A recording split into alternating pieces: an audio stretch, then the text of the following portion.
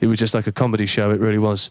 We got to Basra and we took over the library where basically we were under attack for the next sort of 5 or 6 hours. Initial insurgent, everybody didn't have a clue what was happening. My initial information I was given about the ground in Basra was rubbish. We didn't know really what we were up against at all. The maps, I think, were taken from the first Gulf War, sort of 91 sort of time. So that road down there that we're going now was not there anymore, and it's not like getting on a train now and go back to the hostel. Everything was, the map and the ground didn't relate. So obviously, as I'm sure it's the same now because it's always changing.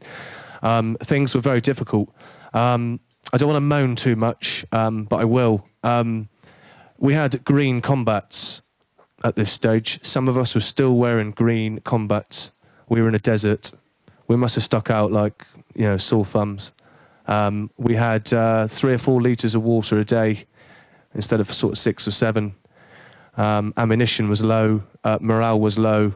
People were confused, as a lot of the soldiers have spoke about being tired and battle fatigued already.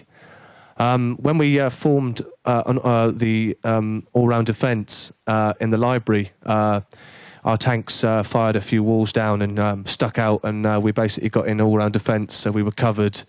We sent out patrols every couple of hours, and they were 3 or 4 man teams. This is the first time we'd ever been on the ground, or the British troops had ever been on the ground, since sort of 10 years before that there, 12 years before that there. The most nerve-wracking part of my life, I went out there as a radio operator with the commander of the company. Had a very important job. Obviously, all the communication was done through me.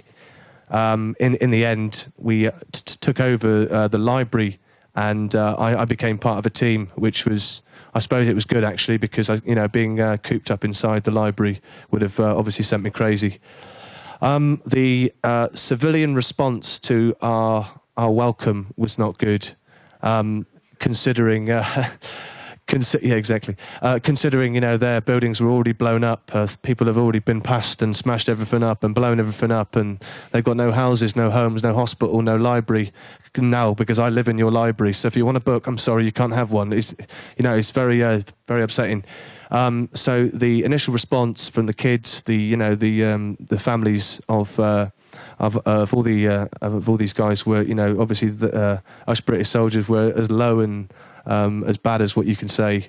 We were the scum of the society, even though we'd only gone from there to there. Everyone gets classed as the same, don't they? It took, I'd say, a good 3 months of doing patrols, house clearing, driving the militia forces north to Baghdad where the Americans were waiting. It took 3 to 4 months for us to really not win the crowd over, because I'm not a comedian on stage, but for them to start accepting us, it took the best part of probably 12 weeks, so approximately 3 months for these people. And again, we gave out humanitarian aid parcels. We were repairing their electrics. We were helping with a bit of clothing and everything that we could do for these lost children or families that have been split up. We were helping them, and in the end, things was probably one of the most amazing things I'll ever do in my life is to sort of give a little kid a food parcel, knowing that he can survive and he can eat that night. But knowing that it was obviously us that did it initially, counted all that out. Because if we weren't doing it in the first place, these people would be home with their mums and dads. They wouldn't need these food parcels. They were doing okay before we got there, apparently. So that's pretty much what happened with the insurgent.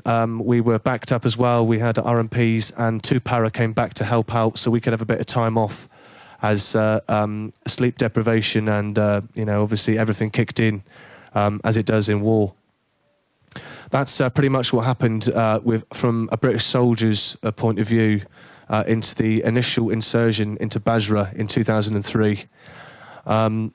the war actually got over the net. It got told that the war was finished. I heard it myself. I was still a radio op. The end of 2003. It was. I was there for about 6 months. So it must have been July, August time when we actually heard when things were going to calm down and maybe we might get to go home. This is after sort of 6 months of being there now, not knowing if you're going to go home that year, let alone go home. So we basically went to a concentration area, and we were reinforcements came out and took over from us. Fusiliers came out to take over. We went to a concentration area where we cleaned our rifles, and we basically calmed down. That 2 weeks was the 2 weeks that I got to get used to the climate. And then we flew back to Brize Norton in England and then back to Germany, sort of done like a little tour of the world. I don't know why we did that. So we got back to Germany, and obviously there was Padres. They offered the Padres help for yourselves and all your friends, and in case anyone's suffering from anything. I didn't actually know anything about PTSD then, I have to be honest with you now. I didn't know what PTSD was. That's just a very sketchy, very quick version of the insertion into Basra. As I'm sure you can imagine, I can't talk for too long about that, because every single day was an hour's talk. So what I'm going to talk about now is what I did after my time in Basra. I went back to battalion. Unfortunately, quite a lot of my friends were obviously the numerous amounts of alcohol. We went downhill quite quick. I've always liked to drink. I'm not going to say that I was teetotal, all that sort of stuff. Do you say that out here? I don't know. Everybody likes to drink, unless you're some sort of religion that doesn't believe in it. But my drinking habits got really bad, to the extent that I was drinking probably 14, 15 pints of beer every night in Paderborn. I mean, the landlords loved me. I used to have I was the only British soldier that had a bar tab downtown. I was really, it sounds really funny now, but I didn't see this then. I didn't see it. To cut a long story short, from my terribleness, being a bit laid back sometimes, because I was waking up in places I didn't even know, I got kicked out of Germany. I'm not sure if I'm allowed to be here now, actually. No, I'm joking. I got kicked out of Germany, and I basically signed off from the army. I was going to get out anyway. I got moved to Hampshire in England, which is just west of England, just west of London, where I did my initial basic training. And from my musical talents in the army, I also played the bugle, which the silver bugle was our cap badge from the light infantry. A bugle is a shortened trumpet with no valves, so each of the notes are played in your mouth. It's an infantry instrument. As a bugler, I was a bugle instructor in Winchester. My drinking got slightly worse, although I didn't notice again, going downhill again really badly.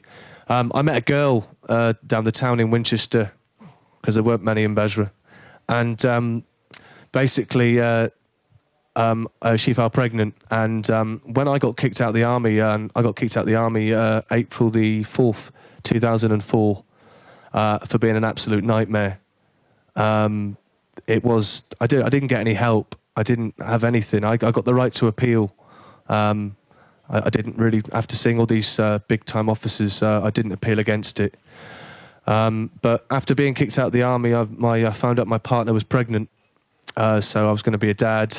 Any of these soldiers will tell you, the ones that are not still serving, the transition between being a soldier and being a civilian takes probably approximately 2 years to adapt to civilian life. A TV license, what? Council tax, what? Sorry, what? Yeah, if you join the forces at 16, 17, you don't know what any of these things are. I know it sounds really sad. You're not really prepared for civilian life. I'm sure you've heard this before, because it happens to everybody.